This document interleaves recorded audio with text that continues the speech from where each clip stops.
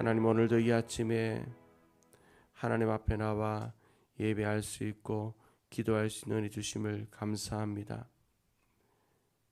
우리의 영적인 갈급함이 세상의 어떤 것으로도 다 해결될 수 없음을 고백합니다. 누구든지 목마르거든 내게로 오라 말씀하신 주님 앞에 왔사오니 하나님, 우리 영혼에 성령으로 기름 부으시고 영혼은 하나님의 생수로 채우시사 우리의 영혼에 해결함을 얻는 이 새벽 되게 하여 주시옵소서. 우리의 목마름을 채우시는 주님, 우리의 목마름뿐만 아니라 이 땅에 목마름을 경험하는 많은 영혼들에게 하늘의 생수가 있음을 우리를 통하여 증거하는 오늘 한날 되게 하여 주시옵소서. 이 자리에 함께 예배하는 모든 분들에게 그 기도 가운데 역사하시는 하나님을 만나는 귀한 새벽 되기를 소망하며 우리 주 예수 그리스도의 이름으로 기도드리옵나이다. 아멘. 하나님의 말씀 함께 보겠습니다. 6월 9일 매일 성경 큐티 본문입니다. 잠언 21장 말씀입니다. 1절로 14절 가운데 시간이 허락하는 몇 절을 함께 보고 나머지는 또 개인적으로 각 가정에서 말씀을 묵상해 주시기를 바랍니다. 1절부터 함께 보겠습니다. 1절입니다. 21장 1절 왕의 마음이 여호와의 손에 있음이 마치 봄물과 같아서 그가 임의로 인도하시느니라. 아멘. 여기 봄물이라는 것은 우리 모든 성도님들이 또 연세가 있으신 분들은 더 잘 아시겠지만 이렇게 농사를 짓기 위하여 물을 받아놓은 그런 물들을 얘기합니다. 그래서 봄물과 같이 그가 임의로 인도한다라는 것은 이제 물길을 누가 어떻게 내느냐에 따라서 그 물길이 어디로 가느냐 그것이 결정되는 겁니다. 그래서 왼쪽으로 내면 왼쪽으로, 위쪽으로 내면 위쪽으로, 옆쪽으로 내면 반대쪽으로 내면 반대쪽으로 그 물길을 내는 것을 따라서 그 봄물이 흘러가서 농사도 짓고 해갈도 하는 것처럼 왕의 마음이 여호와의 손에 있다는 것입니다. 왕이라는 것은 최고의 권력자가 아니겠습니까? 최고의 권력을 가진 사람의 마음조차도 하나님의 손에 있다라는 것입니다. 곧 이것은 우리의 모든 삶의 계획이 그분 손 안에 있다는 것을 얘기합니다. 아무리 우리가 어떤 계획을 갖고 우리의 인생을 내가 다 알고 가는 것 같이 보여지지만 결국적으로 우리의 모든 인생도, 우리의 마음도, 우리의 계획도, 인생의 걸음도 여호와의 손에 있어 그분이 인도하신다는 사실입니다. 그래서 우리는 늘 언제나 하나님 앞에 하나님, 나의 인생의 계획이 이러하니 이 계획대로 갈 수 있도록 도와주십시오라고 기도할 수 있는 것도 필요하겠지만 그 기도보다 더 위대하고 절실한 기도는 여호와의 손에 있는 우리의 인생의 걸음을 하나님의 손으로 인도 안 받는 인생이 되게 해주십시오. 내가 내 삶을 인도해가는 그런 인생이 되는 것이 아니라 여호와의 손에 있는 나의 마음이, 나의 인생이, 나의 계획이 하나님의 손으로 온전히 인도 안 받는 인생 되게 해주십시오 라고 기도하는 것이 필요하리라고 생각합니다. 우리 자신뿐만 아니라 우리의 가정도, 우리의 자녀들도, 우리의 손들도, 또한 우리 교회도 여호와의 손에 있는 모든 가정, 인생, 교회 되어져서 하나님의 손으로 인도함 받는 은혜를 오늘 이 아침에 누리시는 우리 모든 은혜인들 될 수 있게 되기를 주님의 이름으로 축원합니다.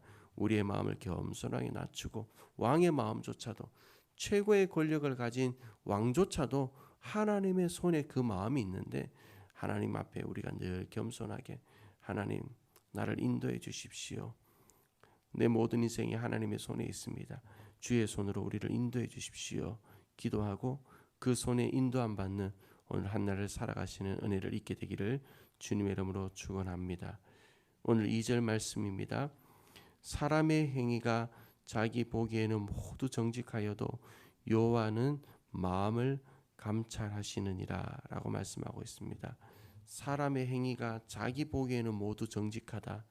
자기 중심적인 사고를 말씀하겠죠. 여호와는 마음을 감찰하신다.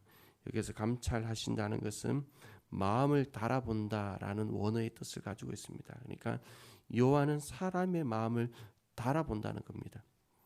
사람은 어찌하든 자기 중심적입니다. 자기 중심적 사고를 가지고 살아갑니다. 그래서 우리는 종종 사람의 이 중심적 사고를 거미형 인간이다라고 표현할 때가 있습니다. 거미형 인간.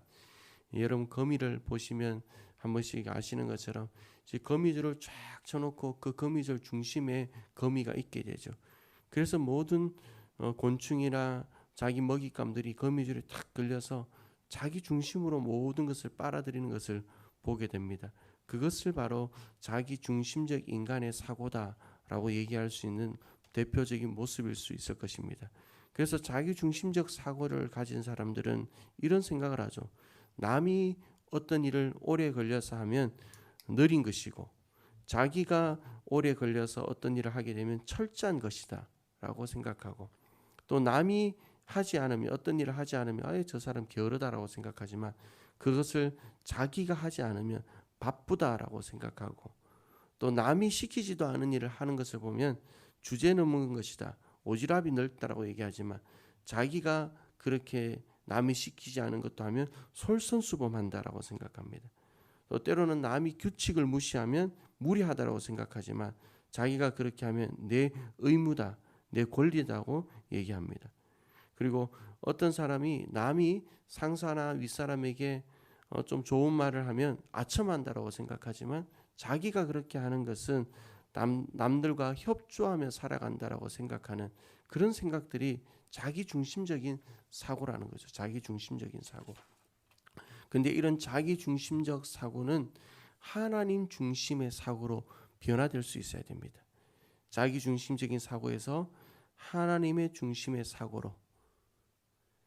우리가 사랑하는 것도 그렇잖아요. 누군가를 섬기거나 사랑하는 일도 때로는 내 마음의 위로를 얻고 내 마음의 어떤 만족을 얻기 위하여 사랑하는 것인가, 아니면 정말 하나님의 마음으로 사랑하는 것인가.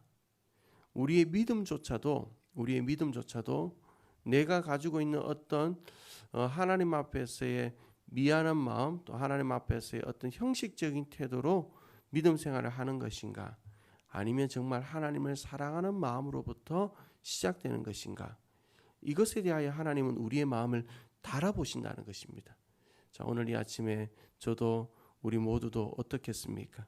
우리가 우리의 삶의 태도에서 살아가는 신앙생활이나 남을 대하는 태도나 남들을 바라보는 모든 시선들이 자기 중심적이어서 내 중심으로 신앙생활도 내 중심으로 내 살아가는 남들을 대하는 형태도 하고 있지는 않는지, 내 마음을 달아보시는 그 하나님 앞에서 내 중심적인 자기 중심적인 생각, 자기 중심적인 신앙에서 벗어나서 하나님 중심으로 하나님의 마음으로 우리의 신앙도 우리의 삶도 살아가시는 은혜를 입는 오늘 이 아침 될 수 있게 되기를 주님의 이름으로 축원합니다.